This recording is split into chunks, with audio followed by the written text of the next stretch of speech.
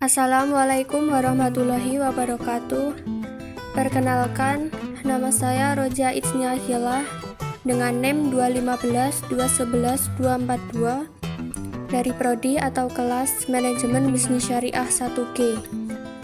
Pada kesempatan kali ini, saya akan menjelaskan materi mengenai kebijakan fiskal. Ada 5 materi yang akan saya sampaikan mengenai kebijakan fiskal ini.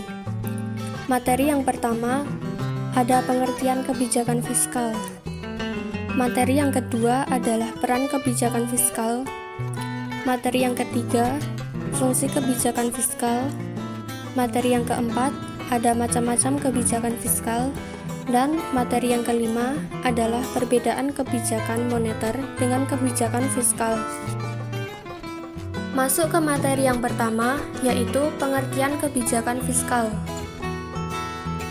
Dalam ekonomi konvensional, kebijakan fiskal dapat diartikan sebagai langkah pemerintah untuk membuat perubahan dalam sistem pajak atau pembelanjaan. Dalam konsep makro disebut dengan government expenditure. Dengan negara Islam, kebijakan fiskal merupakan salah satu perangkat untuk mencapai tujuan syariah atau maqasidus syariah. Sebagaimana dijelaskan oleh Imam Al-Ghazali, yaitu meningkatkan kesejahteraan dengan tetap menjaga keimanan, kehidupan, intelektualitas, kekayaan, dan kepemilikan. Kebijakan fiskal dapat diartikan sebagai tindakan yang diambil oleh pemerintah dalam bidang anggaran belanja negara dengan maksud untuk mempengaruhi jalannya perekonomian, khususnya perekonomian Indonesia. Adi Warman Karim 2006 menjelaskan beberapa hal penting dalam ekonomi Islam yang berimplikasi bagi penentuan kebijakan fiskal, yaitu sebagai berikut. Yang pertama, mengabaikan keadaan ekonomi. Dalam ekonomi Islam, pemerintah harus menjamin bahwa zakat dikumpulkan dari orang-orang muslim yang memiliki harta yang melebihi nisab dan digunakan untuk maksud yang dikhususkan dalam kitab suci Al-Quran. Yang kedua, tingkat bunga tidak berperan dalam sistem ekonomi Islam. Yang ketiga, ketika semua pinjaman dalam Islam adalah bebas bunga, pengeluaran pemerintah akan dibiayai dari pengumpulan pajak atau dari bagi hasil. Yang keempat, ekonomi Islam diupayakan untuk membantu ekonomi masyarakat Muslim terbelakang dan menyebarkan pesan-pesan ajaran Islam. Yang kelima, negara Islam adalah negara yang sejahtera. Kesejahteraan meliputi aspek material dan spiritual. Yang keenam, hak perpajakan dalam Islam tidak terbatas. Masuk ke materi yang kedua, yaitu peran kebijakan fiskal. Ada 5 peran kebijakan fiskal. Yang pertama, menurunkan tingkat inflasi.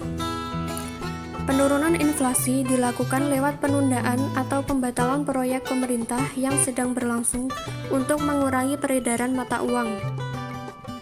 Yang kedua, meningkatkan produk domestik bruto. Hal ini dicapai dengan mendorong produksi masyarakat atas barang dan jasa dengan cara memperbesar pengeluaran ataupun meningkatkan transfer pemerintah. Yang ketiga, mengurangi tingkat pengangguran. Tugas ini dipenuhi lewat cara melakukan proyek pembangunan negara sehingga pemerintah dapat menciptakan lapangan kerja baru guna mengurangi pengangguran. Yang keempat, meningkatkan pendapatan masyarakat. Peningkatan dapat dilakukan dengan menciptakan lowongan baru dari pembangunan proyek dan merekrut masyarakat sebagai pekerjanya. Yang terakhir, meningkatkan stabilitas perekonomian. Peningkatan kestabilan di tengah ketidakstabilan dapat dilakukan untuk mengurangi dampak internasional fluktuasi siklis.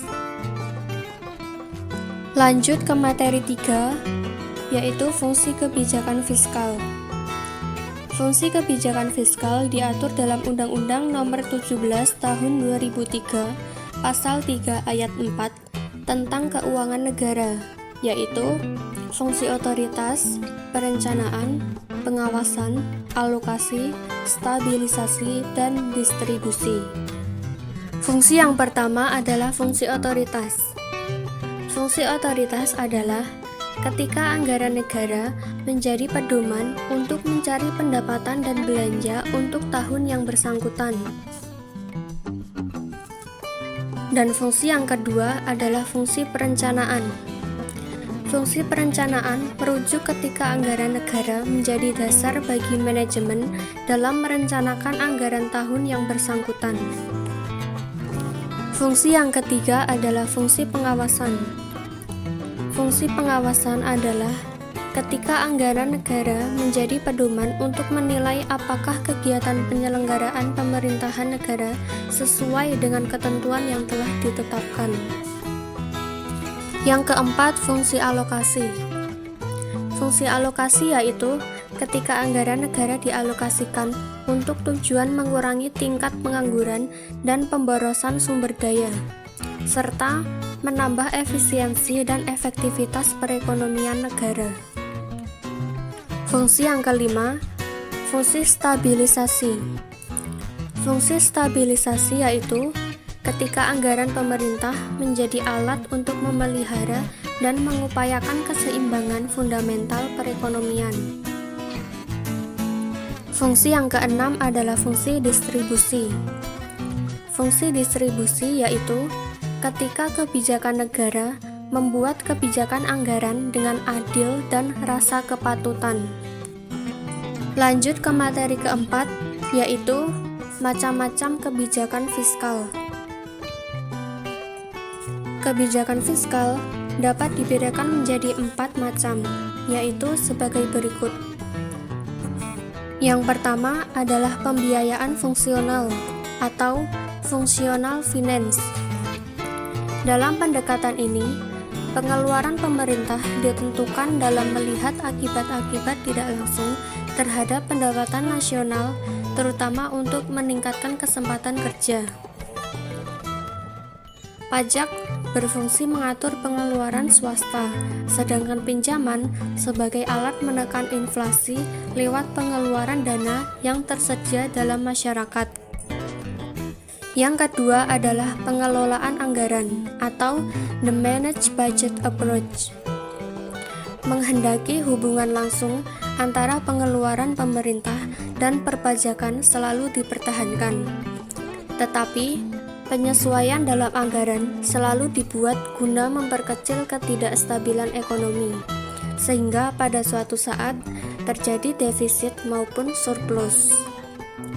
Yang ketiga, stabilisasi anggaran otomatis atau destabilizing budget.